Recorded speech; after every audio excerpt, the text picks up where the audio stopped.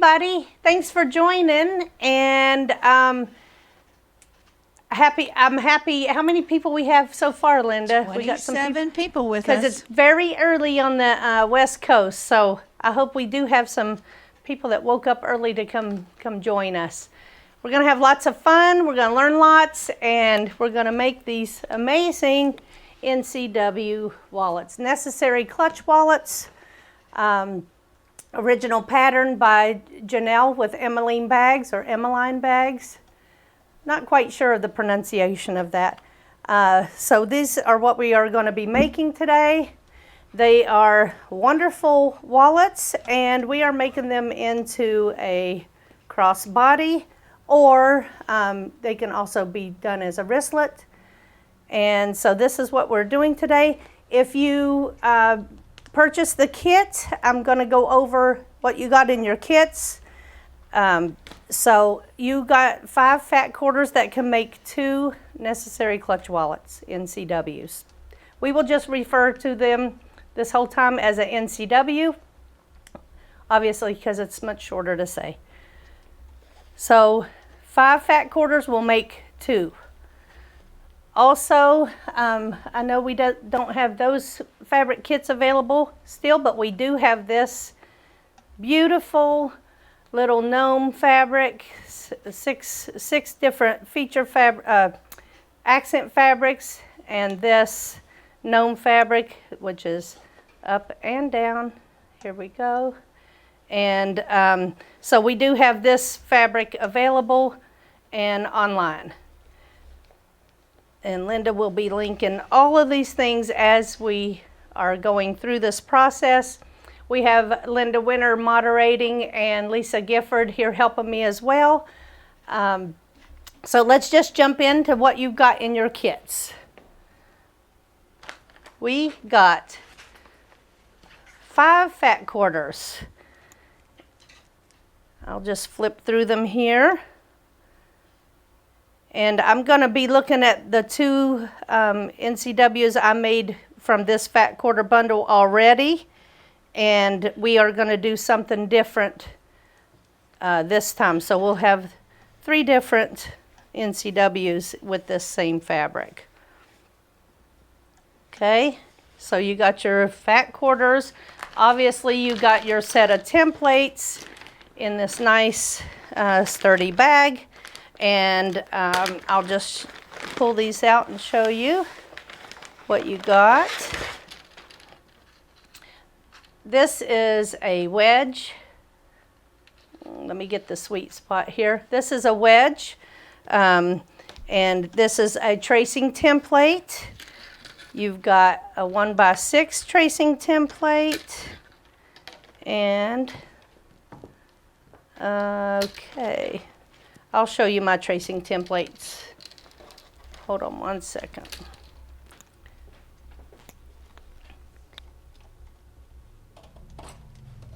Already took those from that bag, I suppose. So here's the wedge tracing template. We have the 1x6 tracing template, the 1 7/8 by 8, and a 3.5 by 8.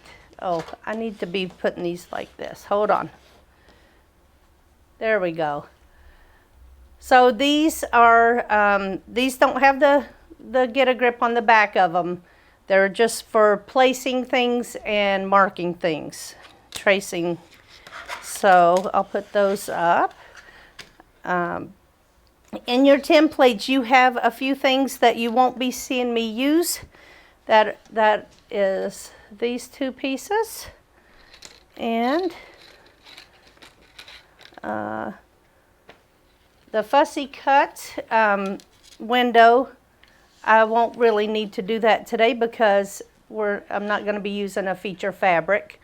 So, but that is your fussy cut window in case you have those cute little gnomes and you want to have a certain one showing. You'll use this fussy cut template. So, and I have my templates marked so it's easier to see on camera too. So I shall show you my other pieces. So this is a flat piece these kind of go together, this 9 by 5.5, and the exterior and interior flaps will be made from this. So this will be what you start with, and then you cut this flap from the 9 by 5.5 pieces. We also have this multi-template, which is 8.5 by 8, and can be used to do 8 by 4, 8 by 6, 8 by 7, 8 by 7.5, 8 by 8, and 8 by 8.5. So this template will help you cut everything you need for this project. And then the most important of all, I believe, are these ovals. So I'll be referring to this as an oval, and let's see, right here. Flip it. Flip it. That's what you were trying to tell me, Linda. I'm sorry. I cannot see without my glasses all the way over there. I see you moving, but I can't see what you're doing. So this is the oval, and on all of my templates, you'll see that I have marked them with what they are going to get interfaced with. So I only just have to grab this, and I'm not having to look and wonder what gets interfaced with what. So these little labels are printable. Linda has created a sheet for you to print, and you can attach them to your template so it's easier for you when you get when you start doing your interfacing. Exterior and interior are two terms that I'll be using a lot. So outer and inner, you can also use those interchangeably. Exterior, outer, interior, inner, but I usually try to stick with one, so I say exterior and interior. But if I say something else, at least you'll know what I'm talking about. Also, let's see, you got webbing. This will be for an easy strap that we'll be making, cotton webbing. We'll be doing that at the very end. And your Decoville is another piece of interfacing that you'll be using only once in the way we're doing it. It'll be after you've sewn your flap and top stitched it.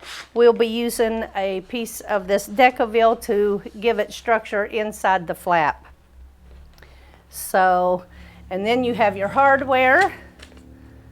You've got your lobster claws, clasp, swivel clasp. This is good for making your strap, crossbody strap. Your D-rings. These will be for your tabs to then put your crossbody strap onto. We've got rivets. If you are not using rivets, you can sew the sides.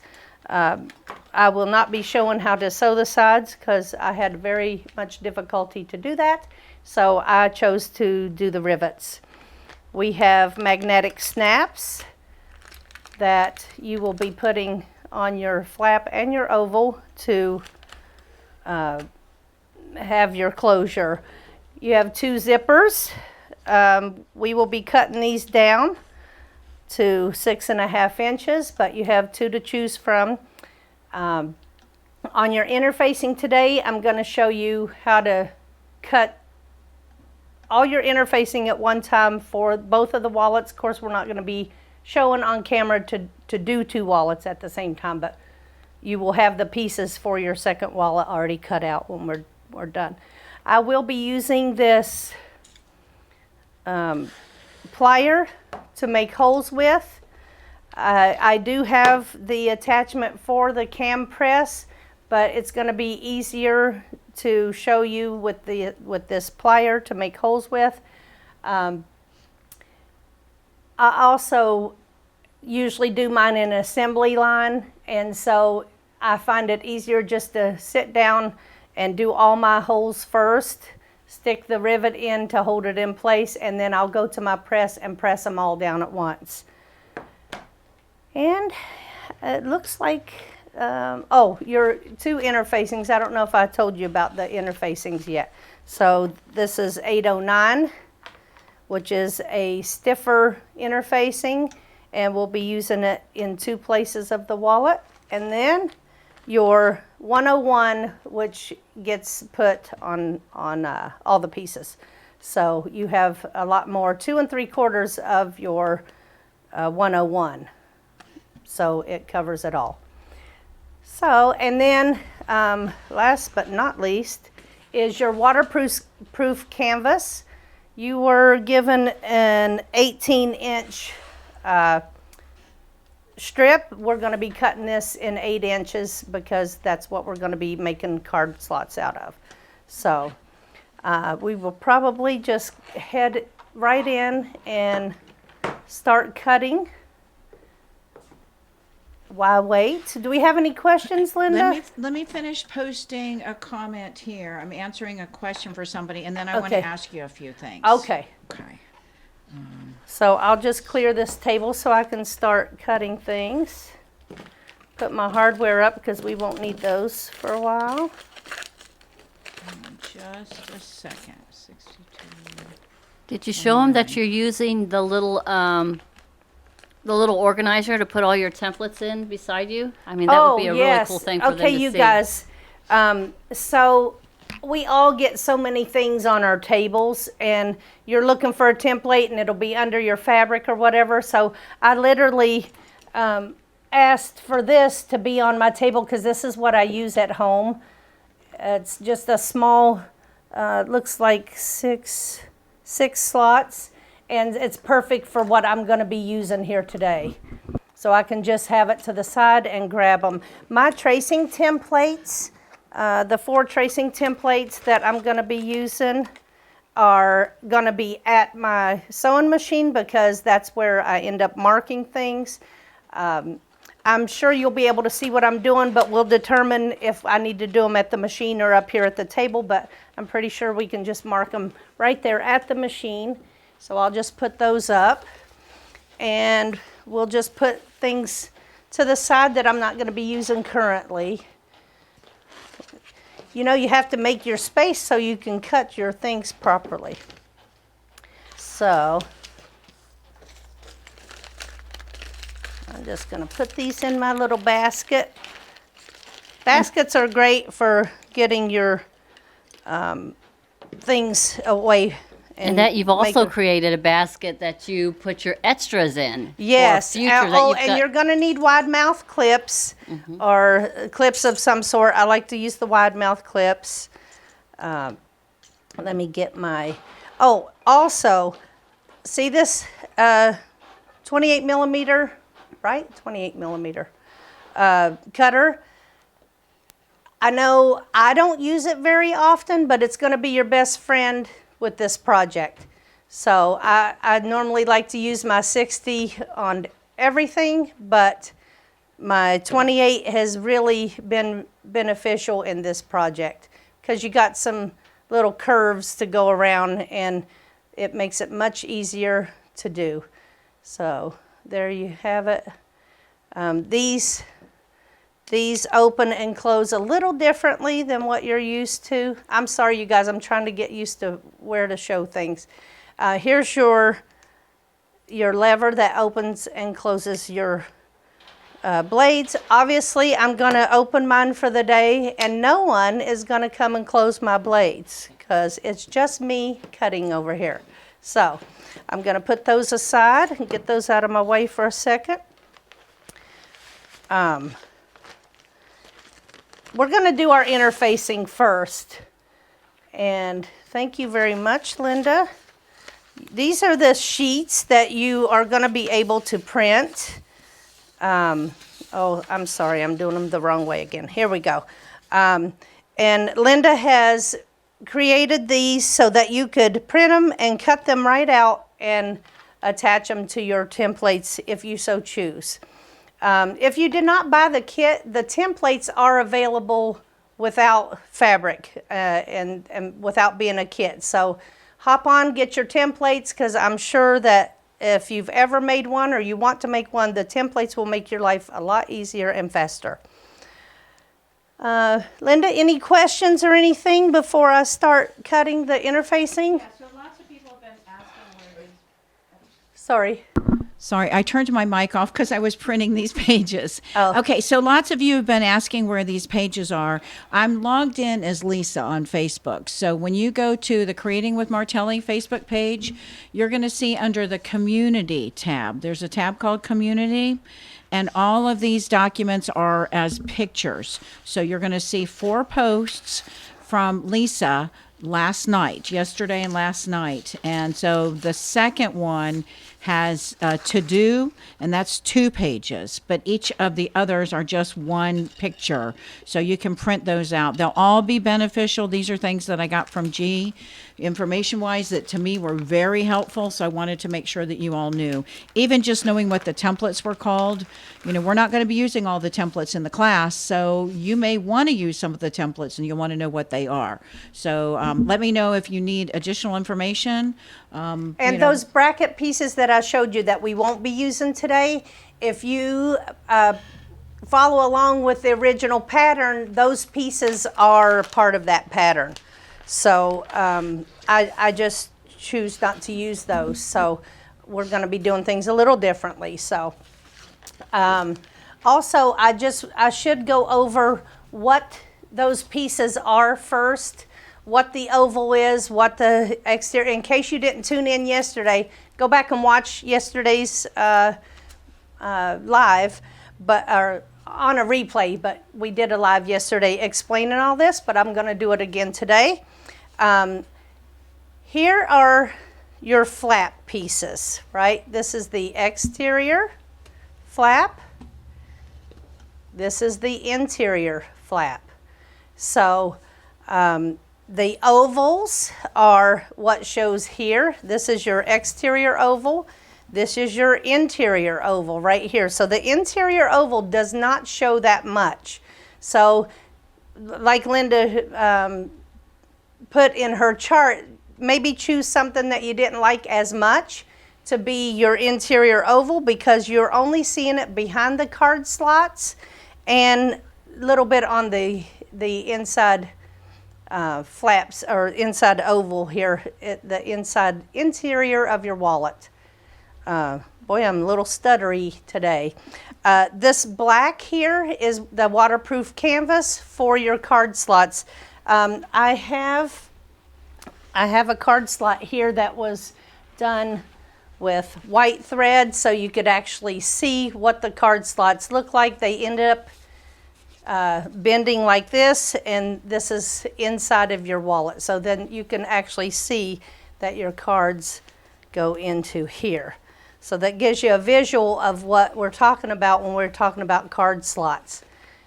This gets placed right in top of your oval, and then everything gets sewn on top of that.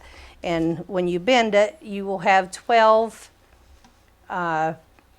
places for your cards. So that explains those pieces. So exterior oval, interior oval. Oh, I'm sorry. Exterior flap, interior flap, exterior oval, interior oval. So hopefully that's not confusing, because I just messed up what I said. But does anybody have any questions since I fumbled around there? I haven't seen any other questions other than just finding the documents. I guess you can't see the community tab when you're from a browser, but from the app, I don't know. So you guys that are out there, if you all can help each other find the documents that I posted. Several of you have posted, suggestions and things. So see if you can find them. Awesome. All right. But just lots of highs. We've got 55 people that are watching. Awesome. Good morning, everybody. So let's start cutting our 101, okay? So you, in your kits, got a 2 3/4 measurement of 101. You won't need that paper, so you can just ditch it. This is your piece of 101. I will explain that the bumps, there are bumps, there's a smooth side and a bumpy side. The bumpy side has the adhesive on there. So you never want this bumpy side to be touching where your iron goes, because you'll ruin your iron and have to clean it, and that's not fun. But if you do that, take a dryer sheet and iron onto the dryer sheet, and it will take your gunk, a lot of your gunk off your iron. So the first thing we're going to do is we're going to fold our piece so that the bumps, let me get this out of my way, so that the bumps are against the table, against your mat, and up towards you. So in other words, the smooth sides are on the inside. And this helps when you're using your template that nothing is going to slip around. So right now I've got my bumps here and on the underneath side. Okay? So I'm just doubling this good. I'm gonna pick it up because that's the only way I can get it straightened out. Sorry. Now, I've been busy hopping around back and forth trying to post things. Did you talk about when you get to the point where you're making these and you're good, that you can cut multiples out at a time? Oh, yeah. So, like what you're doing right now, you can cut a bunch. Right. And today we're just cutting the 2 3/4 that you got in your kit, and that makes 2 complete wallets for your 101 interfacing. However, at home, you can cut a lot of layers of this. I know a lot of people use the number 8 for cutting layers. This is really thin stuff. You can literally cut, a bunch. I just really stack it up because you guys know I'm a get her done type of person. And so if you end up doing that, you'll have parts and pieces everywhere that you can just grab when you're starting to create your wallets. I know that you're not just going to make 1 or 2 if you bought the kit. You're going to be making lots. I hope, because I love them too. So we've got our folded piece here, and we're going to fold this over again. So I'm going to fold it about to where 9 inches is on my cutting mat. See here, I've got it folded, and I'm going to test my oval and make sure that I can put this down and see the edges of both sides, right? So I don't like to waste, so I've got it pretty good here, but I know that it's covering on all sides. So first thing I'm gonna do is hack this off so I'm not fooling with this big piece anymore.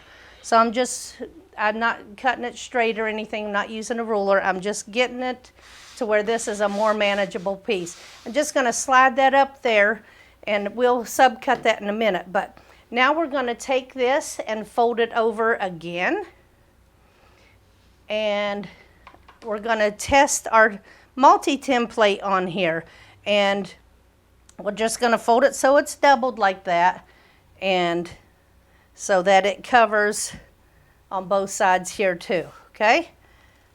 And there again, I'm going to make this a more manageable piece by just freehand cutting that away from my big piece. So now I'm going to fold this in half and half again. And I'm going to cut my 9 by 5.5 out of that. So we're going to make these 3 cuts now. Actually, on this one, I'm going to fold this again. So now we've got this ready to start going around the template. So I can start with this 9 by 5.5 here. Any questions, Linda, so far? I think we're good right now. When you're cutting, it's good to start on your fabric and roll backwards and then forwards, so you know that you got your cut, which I was talking and didn't even push.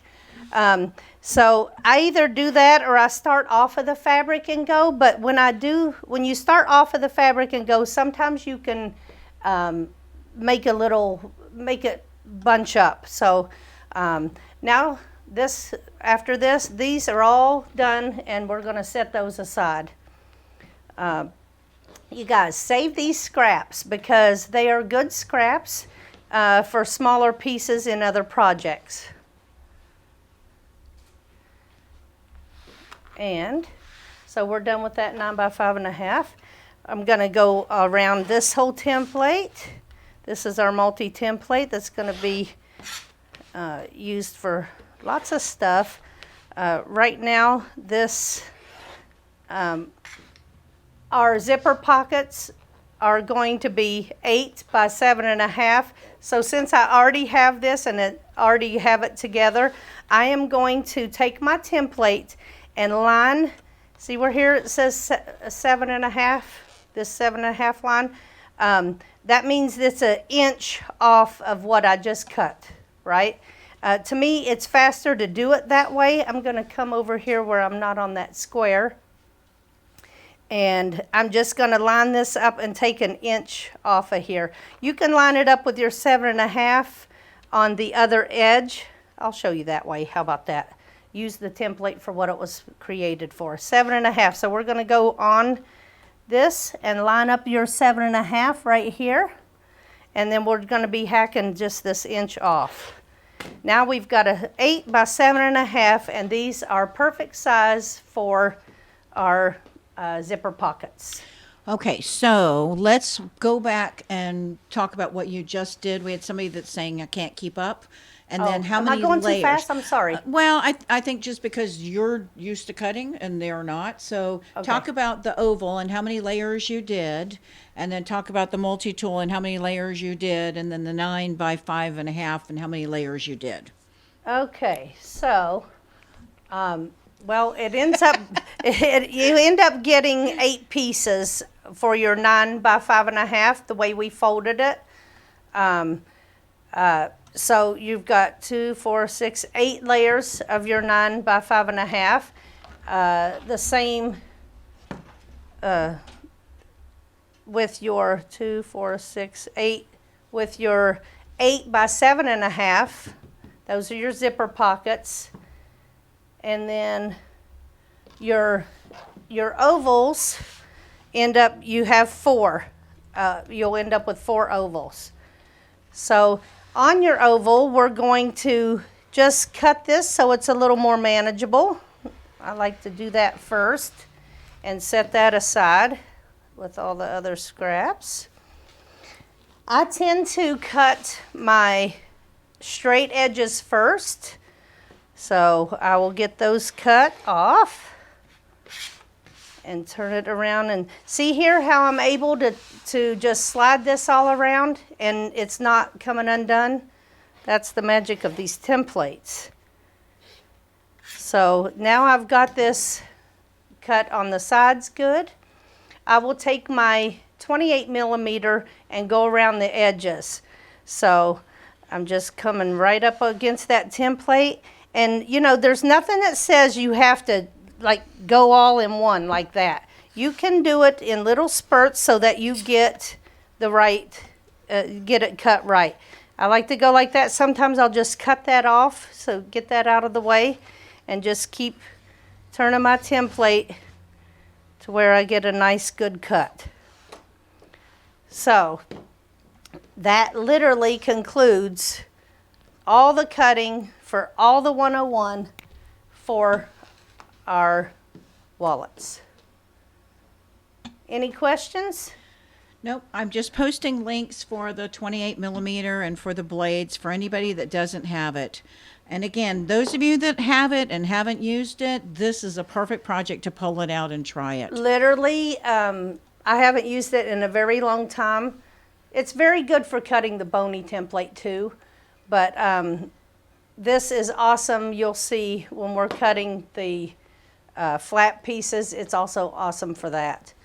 So we are going to now cut our 809, and you got a 10-inch strip in your kits for that. So if you don't have a kit and you want to cut it the way we are cutting, get you some 809, it's doubled, and get you an 8-inch strip, and then you can do it the way we did. I also turned this to where the shiny side, which is the adhesive side, is on the outsides, and the smooth non adhesive side is in the middle. Okay, so we're going to cut our oval from here. Again, I will get it more manageable like that. Set this aside for a second. Go ahead and cut my edges. So you're cutting 2 layers. This is cutting 2 layers, which is all you're going to need for both wallets. We're only using 1 per wallet. And then we'll take our 28 millimeter and just go around and get those edges, those corners cut off.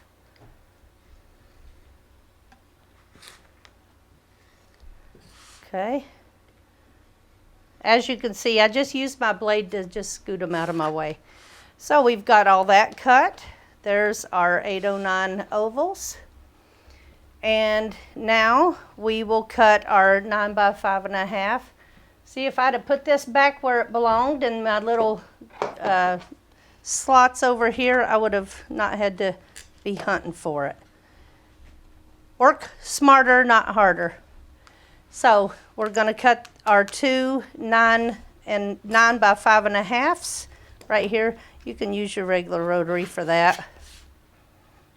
I love my 60 blade. I very rarely use the 45. So I'm going to get all this out of my way here. And now we have our pieces, all of our interfacing cut. So are we going to have any questions before I move on? I just had a question about, do we sell in Canada? Do we have a distributor? And I know Sparrow sells, but I honestly don't know a whole lot about that. That's a great question for Melody. Melody does our wholesale. So Kathy, if you had more questions, you can buy from Sparrow. But if you want to know more about being a distributor or who a distributor might be, then Melody, who works here in our office, you can contact her. And so far, Awesome. There aren't any other questions. Anybody have questions out there for G? Is everybody ready for her to go on? Give me some thumbs up if y'all are ready to go on. Okay. So it looks like no one has Please any give questions. us, well, Verna says, please give us a minute to catch up. So Okay. while they're catching up, why don't you talk about and show on the wallet, what is the oval part? What is the 9 Want by me to go 5? over that again? Okay. Yeah, just to kind of a refresh. Okay. Yep. All Diana right. says And give too people- fast. Janet says not ready. Diane says slow down. Oh, so, yeah. I'm sorry, Yeah. you guys. Well, you know what it is you've made how many? I've made like 30 of these, so the more you make, the faster you get, and I'm sorry that I'm going too fast. I'll start slowing down. I will tell you, when we got together on Sunday and the light bulbs started clicking, but before that I had no clue because these parts don't really Right. match. So. And I didn't realize, because now that I've done 30, I don't remember how confused I was at first. Right. And so once I got the templates, I was off and running. Yeah. So- And then we've got a question to just kind of reference back to the pockets with the 101. So maybe just do a little refresher of, once you show what these pieces are, then do the here's what we've cut with the SF 101, here's what we cut with the 809. Okay, all right. So first I'll go over the parts and pieces. Here are 2 of the wallets, 2 made from exactly the 5 fat quarters that you received in your kit. So I was able to make 2 wallets from those 5 fat quarters. This showing is your exterior flap. So choose accordingly. This is the part that's most seen on the wallet, so you're going to want to use your feature fabrics, or if you've got the kit, you're going to want to use something that you really like that's going to show a lot on this outer exterior flap. If you open it up, that's your interior flaps. So this part here inside your wallet is the interior flap. And And that interior flap is made from. Okay, I will go through that Yeah. in just a second. We're going to tell you this is the zipper pockets, those 8 by 7.5s we just cut. That's what this ends up being. So the zipper gets put on the 8 by 7.5, and it is seen on the inside of your wallet. It turns into this divider part as well. So that you want to choose accordingly too. When you open your wallet, what do you want to see in here when you're throwing your phone in there or what have you? And then these are the card slots, which were stitched with black, and the card slots, when they're stitched with you can use a decorative, feature by using just a different color thread, so that when you look in there, you can see the different slots like that. So that is this part right here and here. So you end up with 12 places to put cards. So let's talk about what each piece gets, I suppose.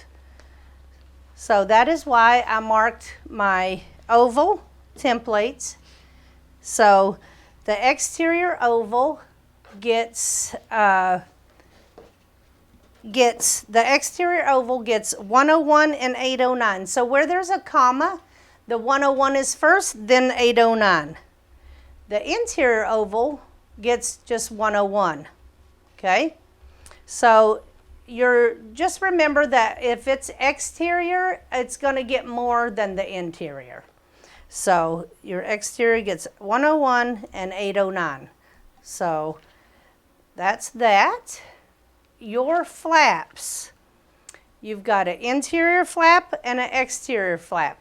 This template was designed that if you are reading interior the right way, then this is the way you should be cutting, arranging the template. If you're seeing interior flap, that means you're cutting for that interior. And it gets interfaced with 101 twice. So you'll put your fabric down, and then you'll put 101 and 101. And we're going to do these all in one step, and we will be showing you that at the iron in a little while. When you're cutting your exterior flap, you're going to be sandwiching it with 101, 809, and 101. These are always interfaced onto the 9 by 5.5s first, because it's much easier to interface a rectangle than it is these. So we're going to do our 9 by 5.5s, and then we will be cutting our flap out of that, right? Also, if you are using the fussy cut window, you will lay your fussy cut onto here and then put your flap piece, and then you're cutting around. So that is that. Now, your zipper pocket pieces are 8 by 7.5, and each of those pieces, there are 2, you will do 2 layers of 101. So 101 and then 101 again on each of those pieces. So that is that. Now, any other questions? And we will We've got lots of people that are asking about modifying, and I think right now we're just going to do the pattern as you've done it, and then at the end of the class, I think would be a great time all kinds of different to cover all of those. modifications. Yes. Yeah. I think And right now just getting the basic, here's how to do it, and then of course you'll make it your own. That's what's so fun about this. You can say, well, I don't like my D-ring in this spot, so I'll put it in this spot. So we're going to teach you the basic skills to do it, and then you can modify it however you like. Perfect. So let's go ahead and get to the Decoville. Decoville is, go ahead, Linda. And let's go back to the how many layers of the SF-101 for the multi and how many layers for the oval. They're still asking questions about how many layers of the SF-101 and the 809. So kind of go over that again, if you don't mind. So if you want, we can do this and get a close-up, and then you can screenshot my template if you'd like. I'll put that right there. And you can see that your zipper pocket is totally made from this, and it will get interfaced with two 101s. So if you'd like, I'll move my hands and you can get a screenshot. And also show the chart, that chart that I created, your golden sheet. Yes. Can you see that though on film? I think it'd be easier to show this. Lift the paper up. The template up? Oh. Yeah, bring it up towards the camera. Okay. How about this? I don't know why I'm having a hard time figuring out what I'm supposed to do here.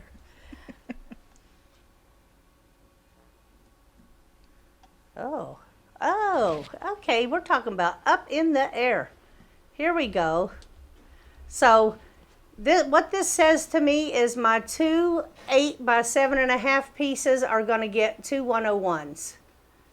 So those are my zipper pockets that are going to get two 101s. So there's that screenshot. I think that was a good idea. Now, G, I do have another piece of SF-101 if you would like to do a whole new cutting again, just to go over it one more time with a fresh piece. If people would like that, I would do that. How about, what are they saying, Linda? Well, but let we're me finish. still- Let me finish Yeah. giving them the shots of these templates with the. So this is the exterior flap, and it gets 101, 809, and 101. Get that screenshot. And we'll turn it around, and this will show you the interior flap only gets 101 twice. So if you're able to print out that golden sheet that Linda has created, you will be able to just cut those numbers out and put them right on your templates. The 9 by 5.5 is what you are going to be interfacing for cutting those flaps out. And the golden sheet that we're talking about is the one that's labeled Fabric and Interfacings for 1 NCW. And you'll see that it has oval exterior, cut 1. Oval interior, cut 1.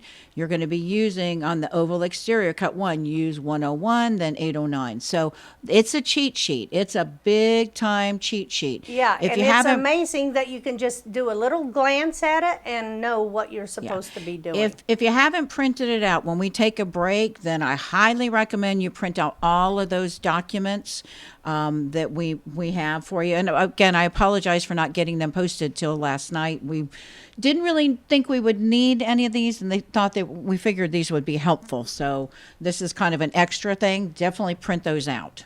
Yes, and so this is your oval. So the exterior oval gets 101 and 809, and the interior oval gets 101. Could you try again? Oh, sorry, my watch just thought I was talking to it.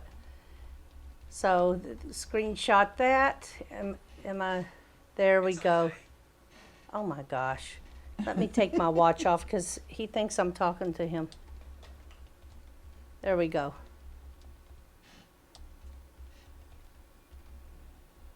All right.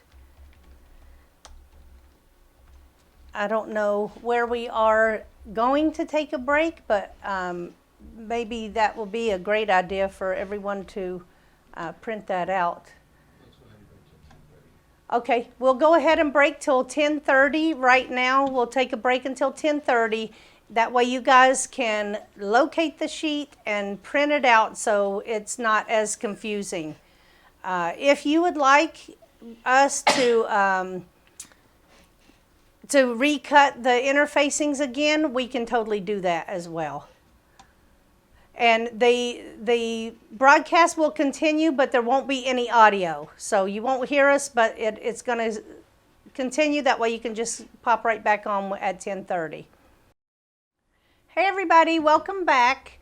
Hope you all had time to go and print up the sheets that Linda created for you guys. This will, if you can see it in writing, a quick reference to these sheets, it'll help you out. I do understand that I'm going to need to go over what the interfacings are. Some people have never dealt with interfacings at all and don't even know what an interfacing is. So I will explain that a little further. I don't have the big piece anymore because we already cut it up. So 809 is a thicker interfacing. Also, I do want to let you know, interfacings give you structure. That's basically what interfacings are. The 809 has a shiny side and a not shiny side.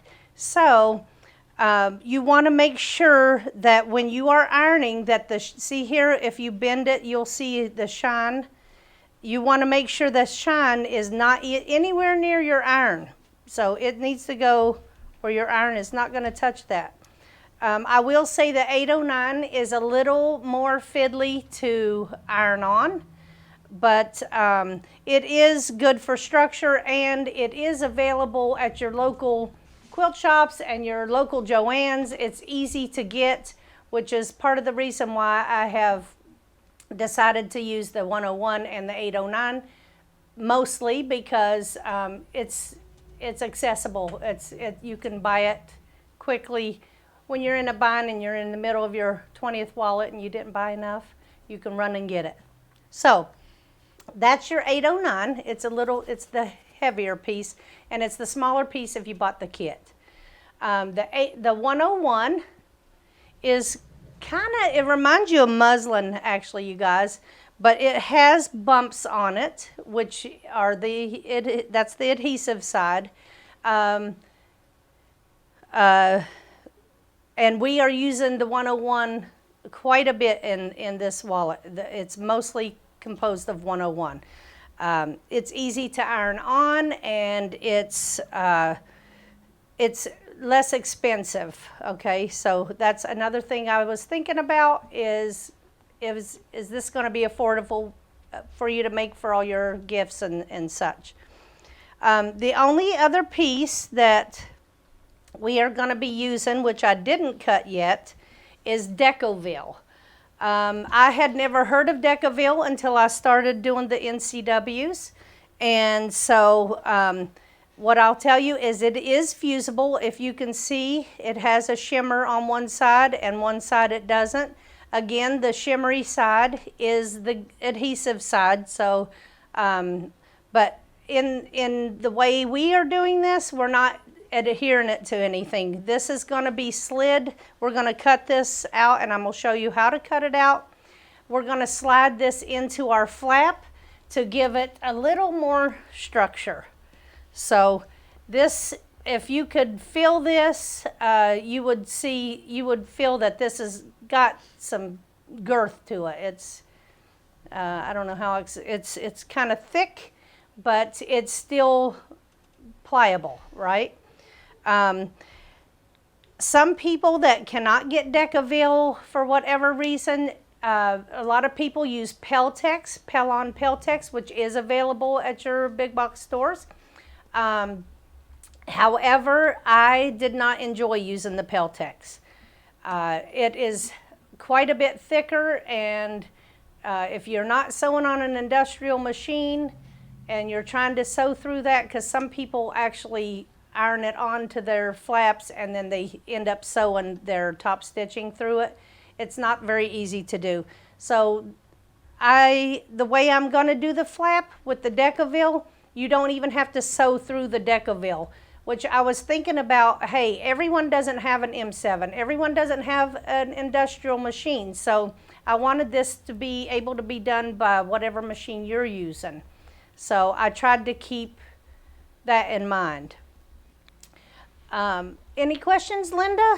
No, they are quiet. I'm responding right now about the Decoville. Let's see. Just an FYI, the printouts. Oh, Amy says, just an FYI, the printouts are tools and extra nicety. They are not a necessity of completing the project. Yes, absolutely. Yeah. Yes, you guys, Linda has worked so many hours on getting, we call this the golden sheet. It's just a quick glance of what it is and how many you need to cut.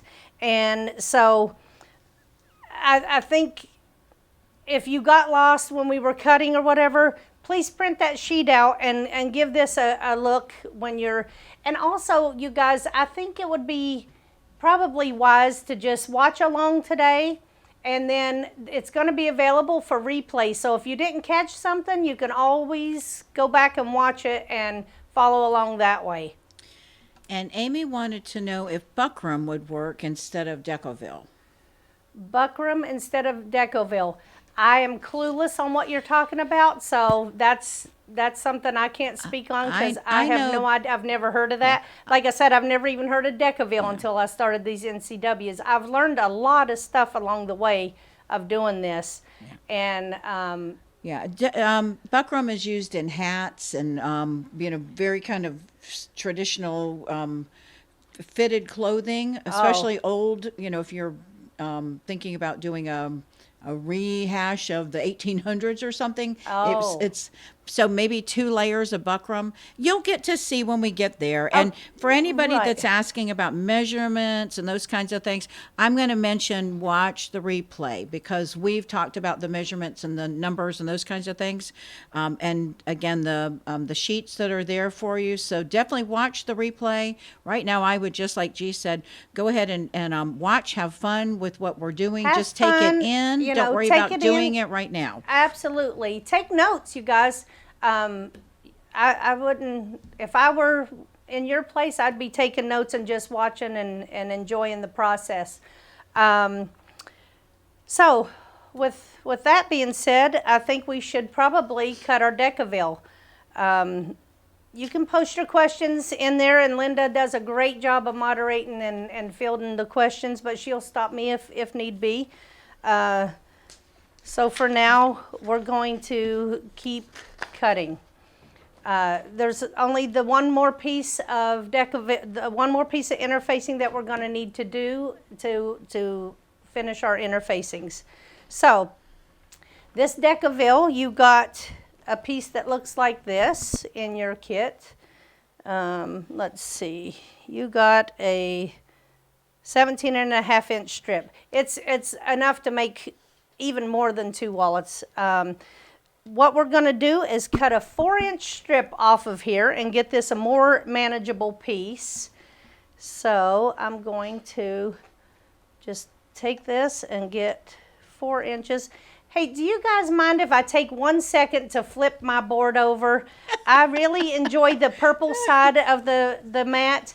I wondered if you guys even knew that these mats are purple on the one side. So for all you purple lovers out there, Sherry's a purple lover, so we have to have purple mats on ours. We talked about doing this yesterday, and we forgot. And we didn't do it. Yep. And I literally am so used to the purple side. And I have to tell you, at the trade shows, when we demo, the guys will say, they work on the purple side. I work on the yellow side. And somebody will come over and say, where's the purple, Matt? And I'll say, if you buy the yellow, we'll throw in the purple for free. Yes, it's a bonus. Isn't this nice? I like the purple side. So where was I? I was going to cut the Decoville. All right. And why do I like the yellow side? Because it has blue and navy colors. Linda likes that it has 2 different colored markings. And because Sherry wants us to have it on purple, I have gotten used to using the purple side. So I'm just going to line this Decoville up on a line. And I'm going to count 4. 1, 2, 3, 4. And I'm going to cut a 4-inch strip right from the strip that was in your kit. If you're just if you don't have the kit, just get you a 4-inch strip so it's more manageable. Your flap piece, see now I haven't put my templates back where they belong, and so give me just a second to locate my templates and put them back in my little case, or my... Oh, Eileen just did posted something that's really great. Decoville is Pellon 526, and it's available at Joann's. So, Yes, I will tell you that Decoville is not available at all Joann's because in Vegas but they call don't it, carry it's the same as Pellon 526 is what she's saying. It is a Pellon, and it's Decoville 526. Oh, And okay. some Joann's won't have it on the bolt, but they'll have it in a bag in their notion sections, you know. But from what I understand, it's not an item that is normally stocked. So just keep that in mind. I ended up having to get mine online.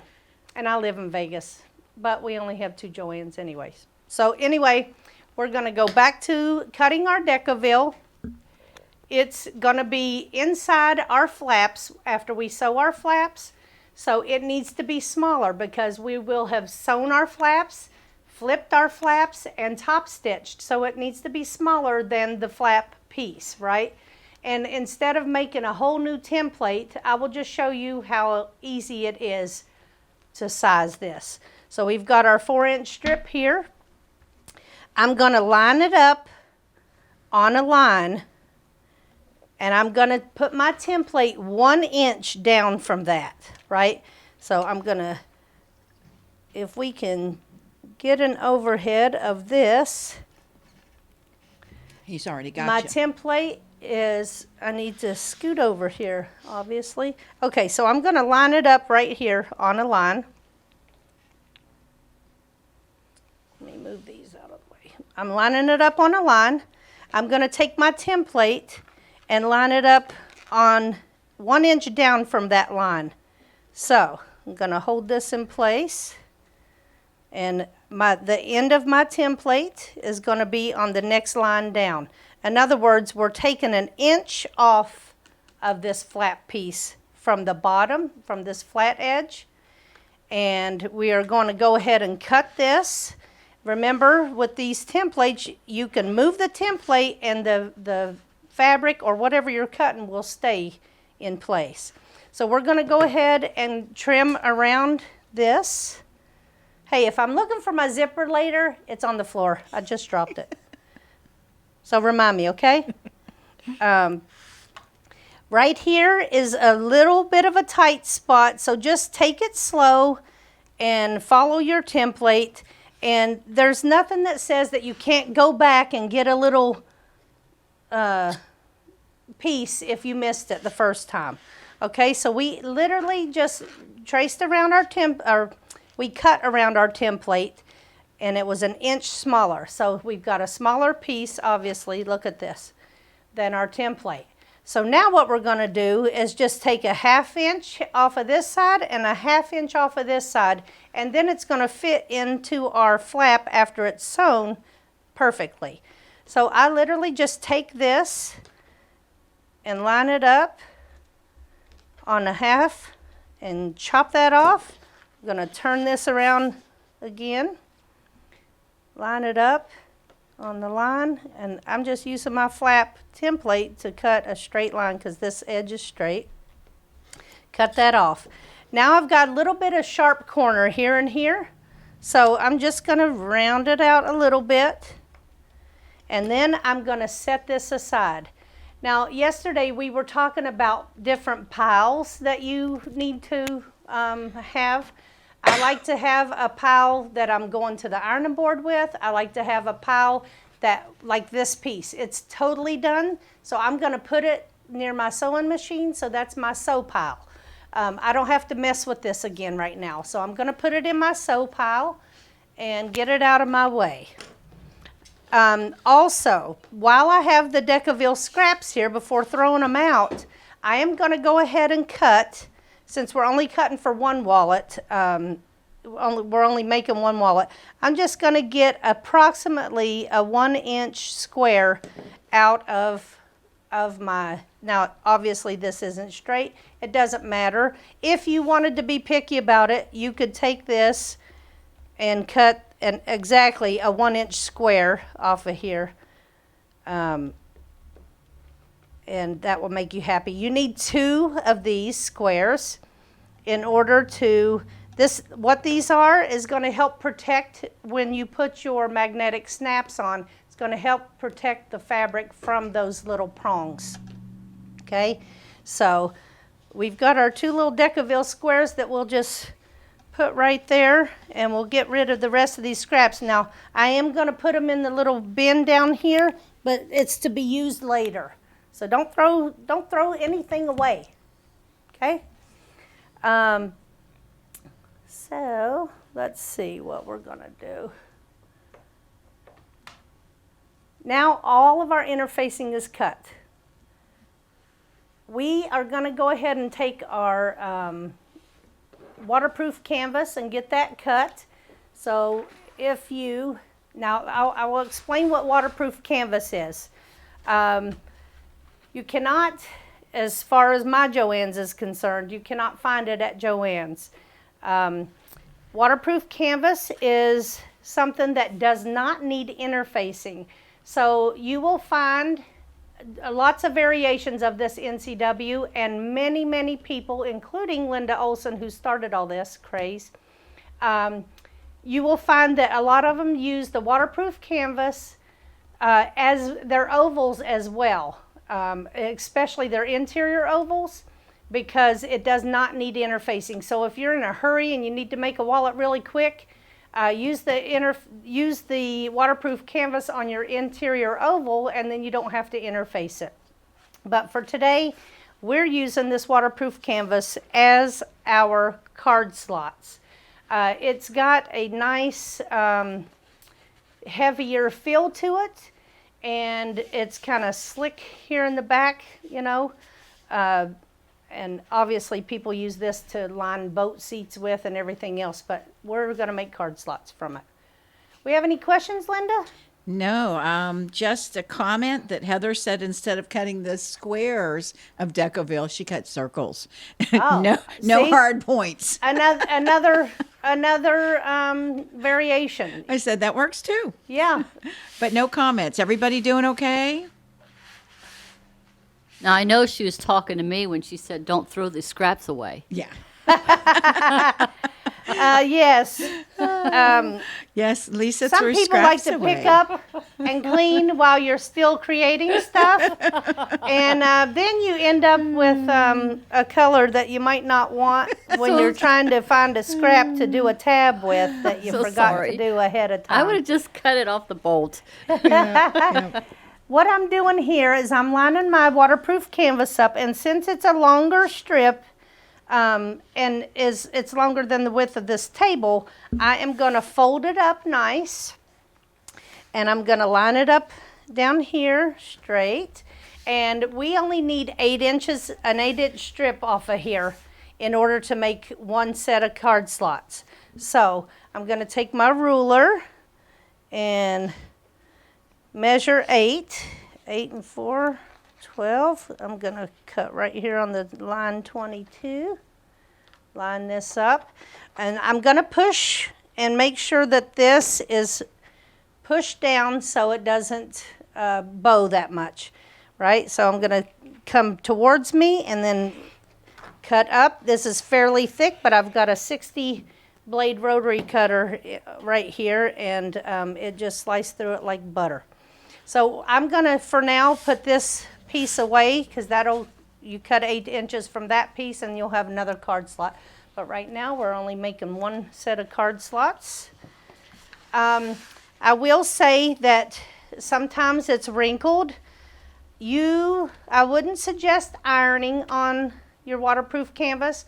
If you have an iron with steam in it, you can hold it away from your fabric and get it a little heated, and then you can smooth it out a little bit.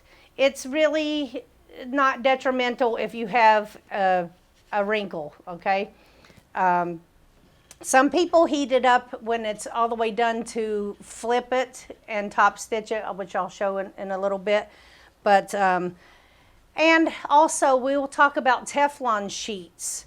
Teflon sheets are good for when you want to heat something and you don't want to touch it onto the fabric or onto the interfacing or whatever. I use Teflon sheets to protect the surface that I'm ironing on, although I have to say publicly, I apologize to Lisa, Linda, and anyone else that has to sew in here or iron in here. I kind of left the iron because I'm used to an aliso. I kind of left the iron touching the wool mat, and it's got kind of a nice little spot of where the iron used to be. The aliso gets you spoiled. Aliso is an iron that raises up for you automatically off of the mat or off of the your ironing surface. And so Lisa graciously brought her aliso so I don't burn us down while I'm trying to do this class. Heather said you can use a hairdresser. Yeah. I guess you could have a hairdresser Any kind of use a heat that hairdryer. it makes it more pliable. Yeah. And then Donna wanted to know how much you cut off the two sides of the flap. Tell them why you did cut a piece here, and then what you're going to do next. Of this piece. Is she talking about the Decoville? Of the black. How much did you cut off the two sides of the flap? I think that's what you mean, Donna. No, the for two black? sides of the flap, she's talking about 1 the inch. Decoville piece. Okay, sorry. Yeah. I was thinking she wrote that while we were doing the cutting of the black. Okay. Okay, so we've got, no, 1/2 inch off of the sides, 1 inch off of the flat edge. 1 inch off the bottom. Yeah, and 1/2 inch off of Yep. each side of the Decoville. Hopefully I said 1/2 inch. You did. Okay. So right now, this has a little bit of selvage, so I am going to just get rid of that so I don't end up, needing to worry about trying to hide it. So I'm going to cut that selvage off. This is an item that's coming soon, so be on the lookout for that. It's really nice. I'm going to just cut this selvage off just because it was right there where I could grab it. Look at this. Isn't it cool? It's kind of like a pop-up. But anyway, I won't talk about that because it's not quite ready yet, but be on the lookout because it's pretty cool. Now, we are going to take our multi-template and cut our waterproof canvas, okay? So we are going to need for our card slots, hey, write this down. We are going to need for our card slots, or you're going to look on this beautiful sheet, and we're going to cut 2 8 by 8.5s. We're going to cut 1 8 by 8, 1 8 by 7, and 1 8 by 6. So 2 8 by 8.5s, 1 8 by 8, 1 8 by 7, and 1 8 by 6. So you can refer to your magic sheet or golden sheet to know if you didn't catch those measurements. Also, you guys remember you can always replay. So I have got a straight edge over here.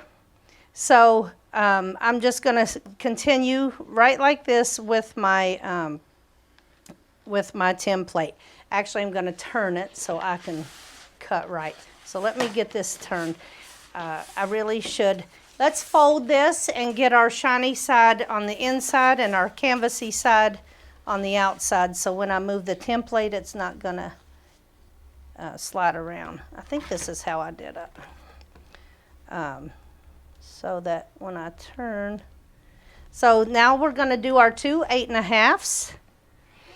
And I don't have it lined up on my board right now because I'm using the whole template, okay? So there's our 2 8.5 pieces. Now, on these, I like to make sure on the 8-inch side of these pieces, I like to put my wide mouth clips and indicate that this is a 8 by 8.5. I always put them on my 8-inch side. And these two pieces are totally done. They don't have to have anything else done to them. Okay? Our 8 by 8, 8 by 7, and 8 by 6 have to have things further done to them. So this template here will allow you to cut your different lengths. So we've got a straight edge here. I guess I should straighten this up so it can be seen better. Oh, let me go over here. Hold on. Okay, I'll go over here. So we've got this straight here. We're gonna need now an 8 by 8, right? So this template here, we're gonna line this 8 right here on the edge of this. Line it up. And now if we cut here, it's a 8 by 8, right? So, oh, and I only need, well, I can cut two at the same time, but we only need to be cutting for one wallet here. So, I said I was only going to cut for one wallet right here. So we got an 8 by 8 right now that we're cutting. 8 by 8. Slice this. We need an 8 by 7.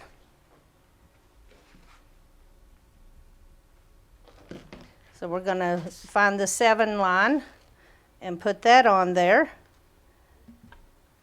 Oh, 7. Going to do that, and we're going to get a 7. So this will be an 8 by 7. And then we're going to get a 6. So an 8 by 6. So when we're done with this, I usually double up my waterproof canvas and cut as much as I can for multiple wallets, but we're just needing one set of card slots right now. So we're going to do an 8 by 6. All right, so we've got an 8 by 7, an 8 by 8, an 8 by 7, and an 8 by 6. Now, Eva asked if you could use non-waterproof canvas or duck cloth without having to use an interfacing. Okay, so I have tried to use just canvas, not waterproof canvas, in one of my wallets. And it does better than just regular fabric that you haven't interfaced. But on one of the pieces, on one of the 8 by 8.5s, I ended up doing 809 on one of those pieces and gave it a little bit more structure, but it can be done.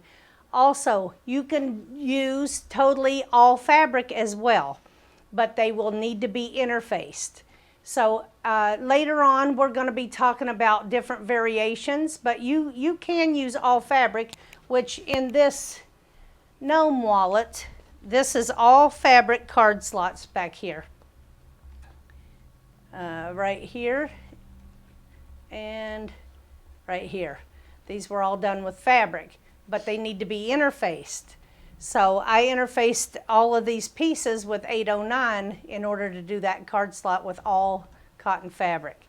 So the benefit to using the waterproof canvas is that you don't have to take the time to interface them. And also, I have used other stuff that I didn't even know what it was. I got it in a remnant bin at Joann, and it seemed like it was kind of like waterproof canvas, kind of thicker. I don't even know what it was. It said FPP vinyl, which I don't even know what that is.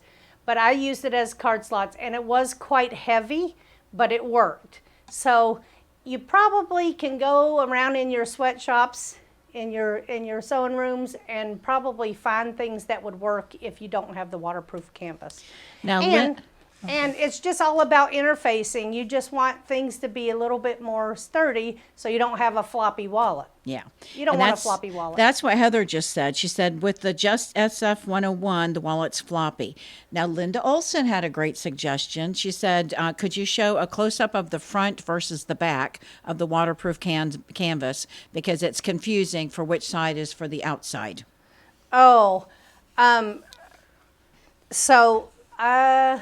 okay, so right here, it's kind of, when you feel the waterproof canvas, see, Yeah. it's a very, Perfect. it's kind of like a grainy, you can feel the texture, right? The opposite side is very slick. you know, it's because it's waterproof. It's kind of plasticky. It has a plastic feel to it. So that is the difference there. Ooh, I need to oil my cuticles. Okay, so we are done cutting for our waterproof canvas card slots, but we need to prep them. And for this, I'm going to go to my sewing machine and use my smaller cutting mat. So those of you that have the roundabout or smaller cutting mats, get off your feet a minute and sit down and prepare your card slots. So that's what we're going to do next. I will show you one thing before we move over there. This is 1/4 inch leather double-sided sticky tape. Very, very sticky. We probably all have 1/4 inch like Wonder Tape or whatever kind of tapes we all have in our sweatshops, but they are not, in my experience, they are not heavy enough to stay put on the waterproof canvas or on leather or vinyl. So you will see that it's just a 1/4 inch. It's very sticky on this, on this side. And you always want to keep the baggie that it comes in because it's very tacky. So you don't want it sticking to everything you own. So that's my little tip and trick about the double-sided leather sticky tape. And literally when I use it, I'll often just keep it laying on the bag. I'll show you how I'm going to do this. So we're going to go over to the sewing machine and I will prepare these and I'll explain what I'm doing over there. I'm going to take this as my example.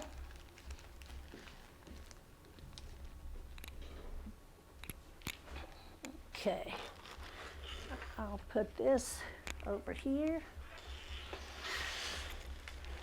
All right, gonna just make sure you guys can see good.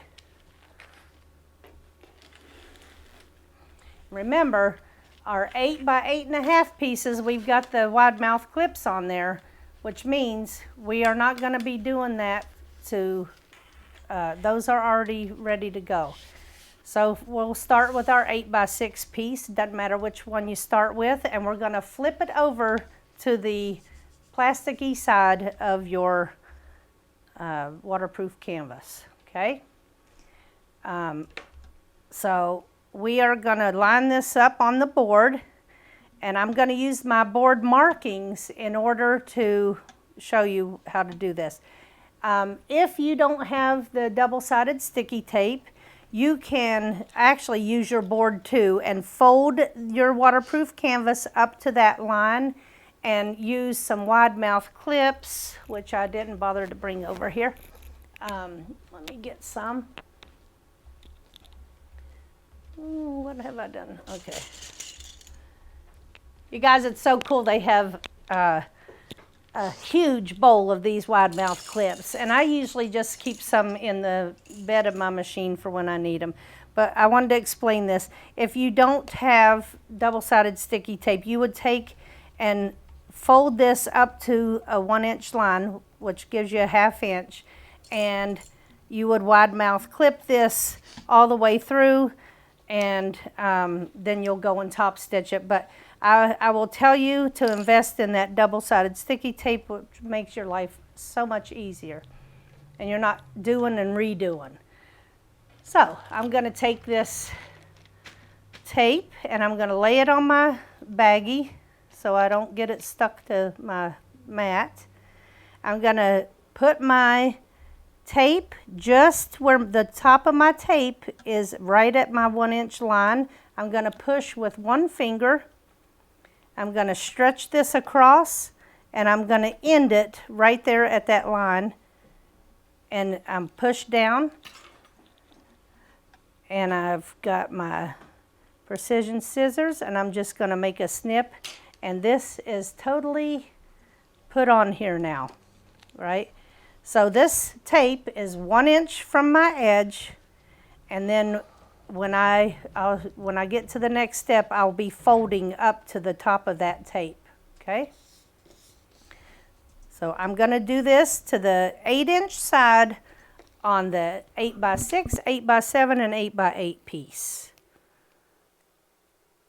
This is so you can fold it up and get your top stitch, and it's so much faster than folding and trying to iron. Like I said, you don't really want to iron this stuff. It's not fun. So I take my wide mouth clip and I just smooth this out, and then I set it aside until my next step is done with all these pieces. I do want to say that, I had a tip for you guys and I totally spaced it. Linda, do we have any questions? No, just lots of questions about where we get the tape and those kinds of things. We've had Heather and a bunch of people answering. They were asking about the slick side versus the fabric side of the waterproof canvas. So lots of things. Okay. Put the tape on the 8-inch side is what Carol is saying or asking. I'm not sure. So Yes. So the 8-inch side of the 8x8, 8x7, and 8x6 gets a piece of this tape. All it is to help us in our folding over and top stitching process. Remember, that top stitching is going to be shown, which I'm going to use a not black thread so you guys can see what I'm doing when we stitch them. So each time that I get my tape going across here, I like to take the wide mouth clip and push on it and get it really nice in there. And this tape will stay for as long as you need it to. I like to say that when I am talking on the phone with someone and I can't sew because it's too loud or whatever, this is the kind of things that I prep while I have to be on the phone. So that's why I hate phone calls. Anyway, so I like to do things that don't make noise. So I will sit and make card slots I'll make a dozen of them at a time just because I've had to be on the phone. Making good use of my time.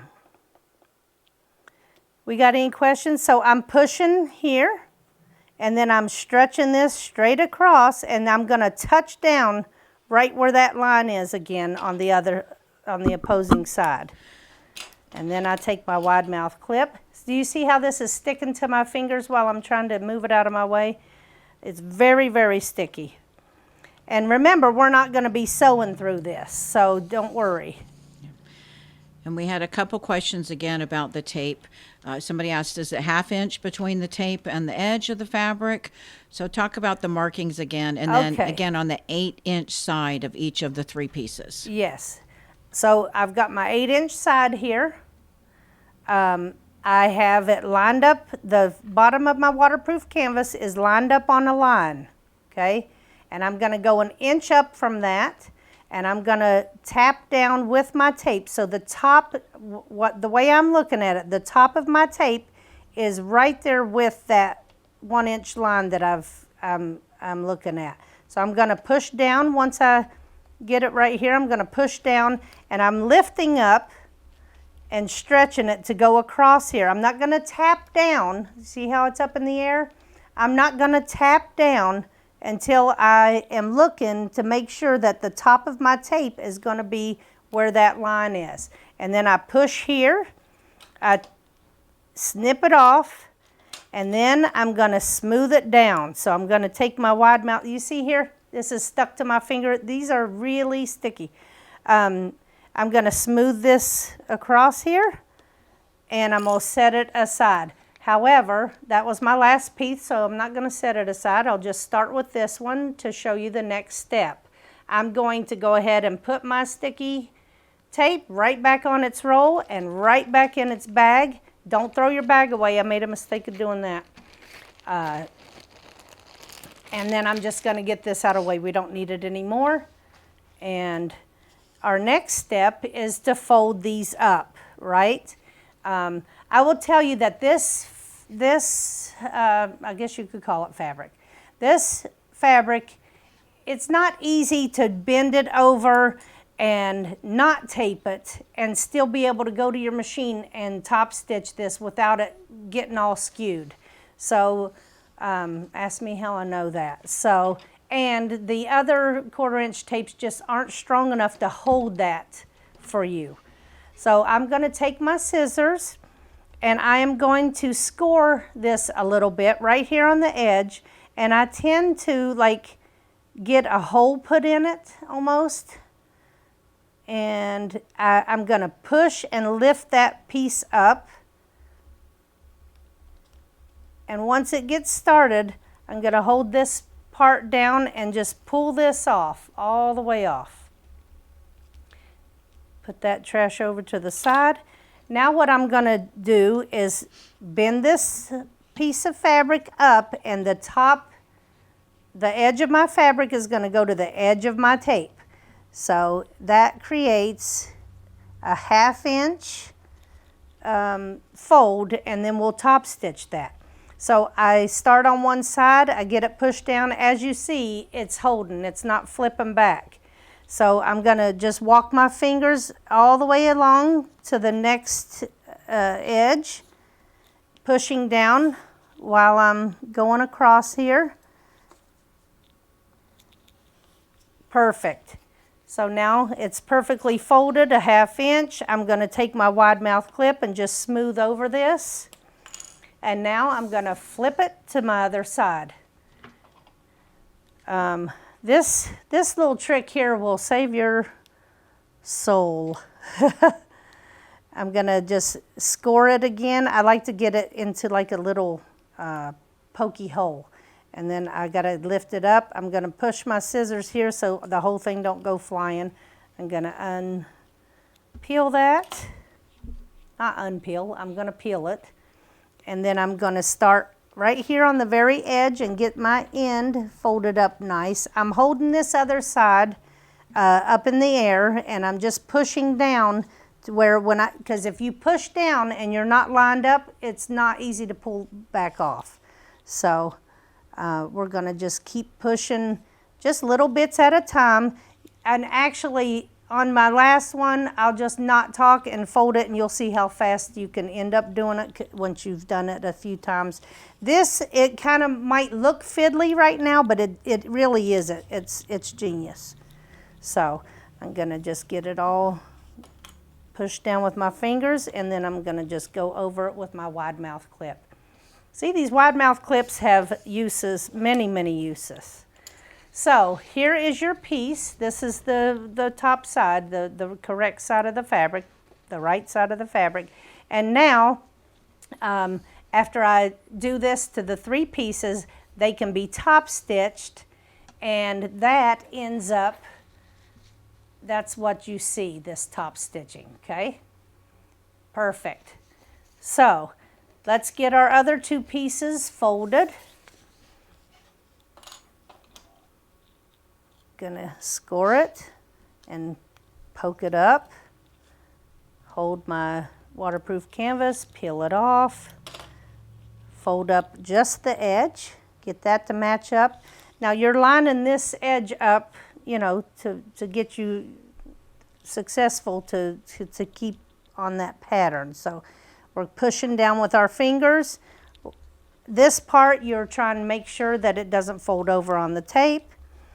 And then you just keep pushing, and boom, you're done. Push your wide mouth clip to smooth it, and flip it over and do the other side. So well, I encourage you to try to do this without it, and then try it with it, and you're gonna love the results. Now, Eva asked about putting a contrast canvas binding over the edge versus folding that edge and then top stitching that binding. I think it would be too bulky, but have you tried anything like that? No, I wouldn't see I don't see a reason to do that. But hey, try it out. Yeah. That'll be your version of your modification that you want to do. And Heather said she has with Craft Tex, not the canvas, used the really skinny bias tape. It worked well. So, yeah, again, everything out here is try your own and let us know then what works. So this is G's method from, 30-something wallets. So she's got it down to a science. And I will tell you that I have plenty of mistakes that I have made. Literally, I've done with, I've done without, I've done different types of stuff. And what I'm teaching you guys is so you don't have to go through all that trial and error with me. Just take my word for it. Been there, done that, sewed it wrong, done things wrong. I'm going to be sharing with you little things that you really want to make sure you do so that you don't screw up so badly.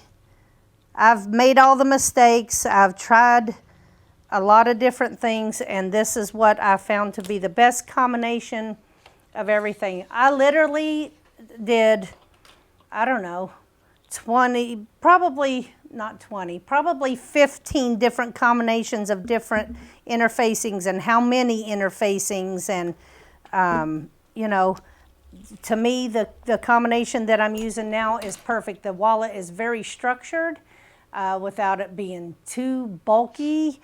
And for me, it's been the perfect, I found the perfect combination.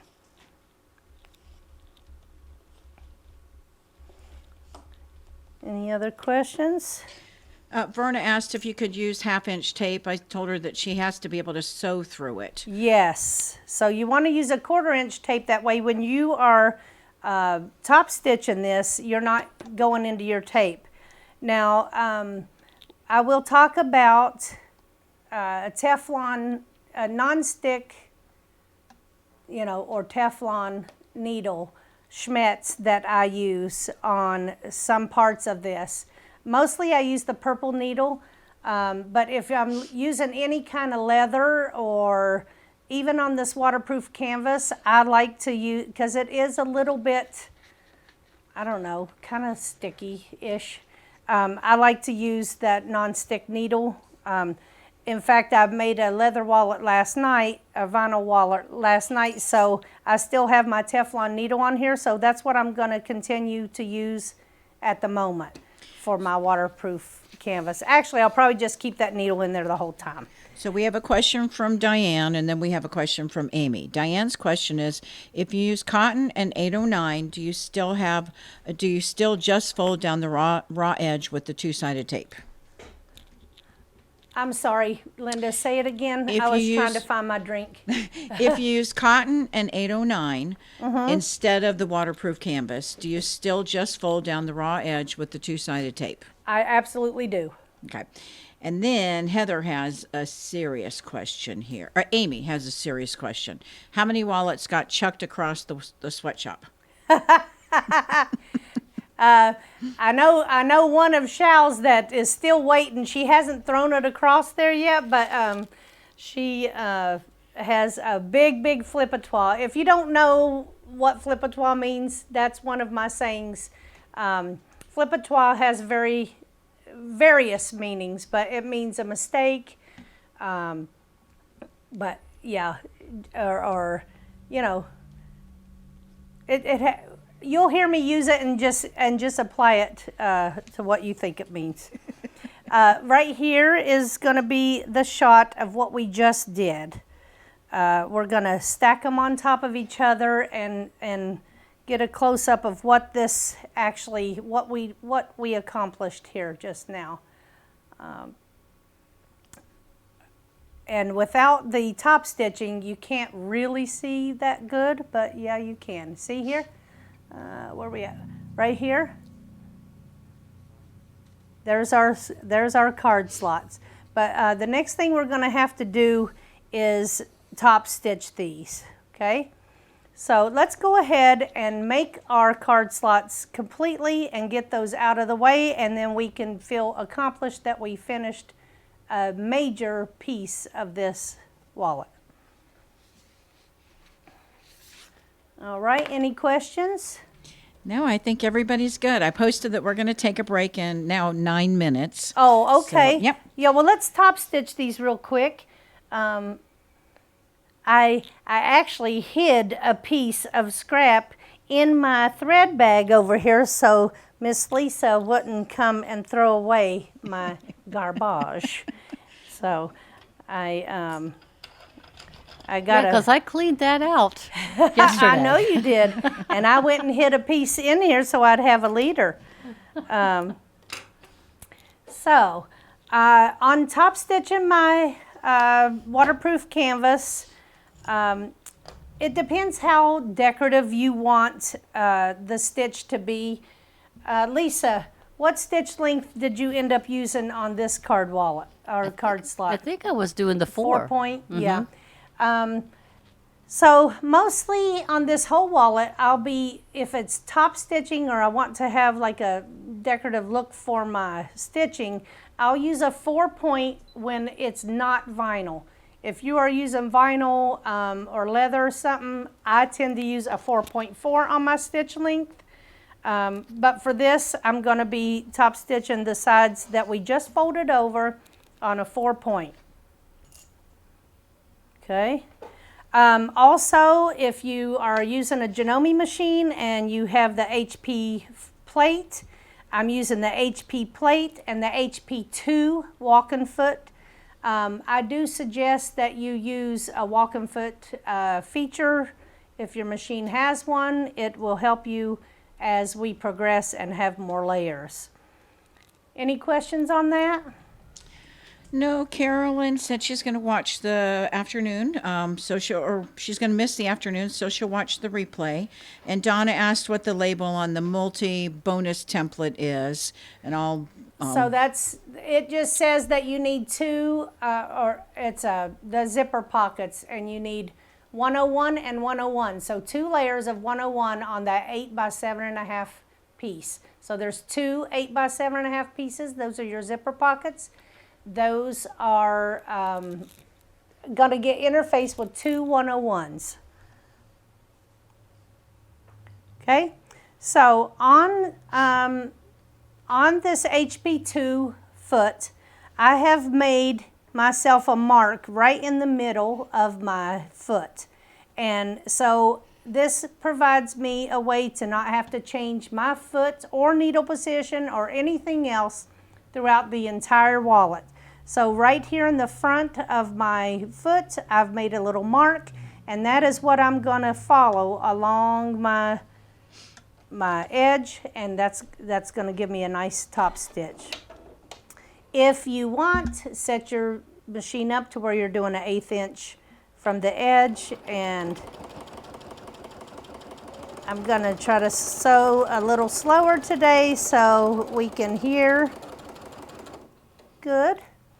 I'm going to chain piece these. I'm going to move this out of my way here. I'm going to move this out of here. And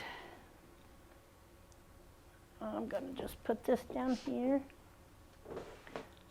Or not. It fell down. I was trying to be nice. Trying not to make a mess in here. Stephanie will kill me. So I'm going to chain piece these. So I did my first one there. I'm going to just continue on. You do not have to worry about back stitching on this part because it's all going to get sewn in to something else.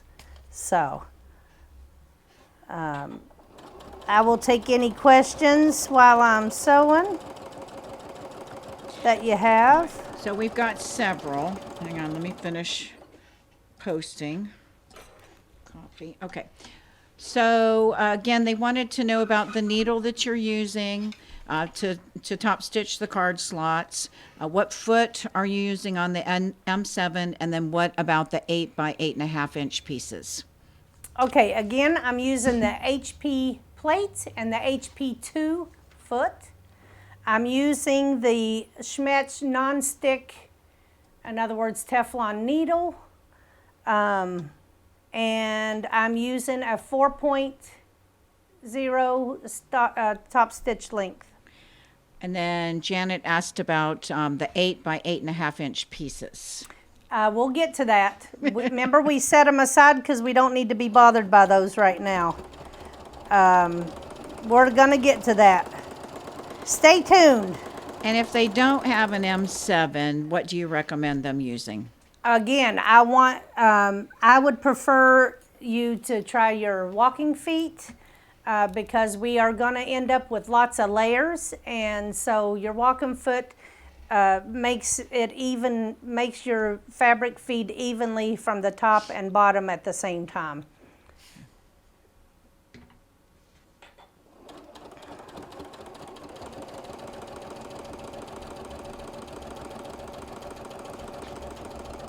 It's harder sewing slower, isn't it? Say again? It's harder sewing slower. Yeah, say that real fast 3 times. Yes, That is it not a is. normal thing for us. It is, We're usually pedal to the metal. yeah, but I get it. People don't, it's irritating to people when I go so fast, so I've been told to slow it down. So I'm slowing it down and I'm just enjoying the process. So here we are. We have top stitched all 3 of our pieces. Check this out. Right here. Looks really nice with that blue. Yes, that's why I wanted to do this, so you could actually see my stitching. And so that's that part. Now, in your tracing templates, you will see a 1 7/8 by 8 template right here. Okay, 1 7/8 by 8. What we're going to do, without having to measure and everything, that's what this is for, we're going to take each piece where we just sewed, and we're going to put this right up to the edge of our piece. And I'm going to take my Taylor Seville triangle, I call it the triangle, chalk. You can use any kind of marking utensil that you can see on black. And you're going to just take this and mark it from one side to the other. Boom, that easy. Turn it around. You are going to do this on each of those 3 pieces.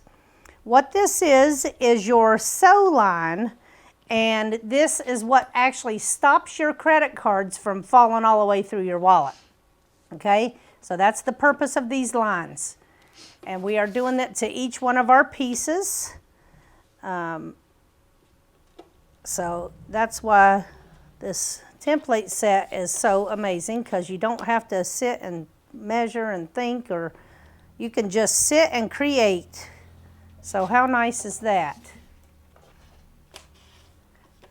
Because who wants to measure 1 7/8? Not me. I don't even know where that measurement came from or where I found it. I will tell you guys that I did lots of research for this whole procedure, and I watched a million videos, and I took the best parts of what I felt like was the best parts of all these experts, and that's how I created my take on it. So shout out to any of the makers that do anything like I'm doing it. I appreciated your input.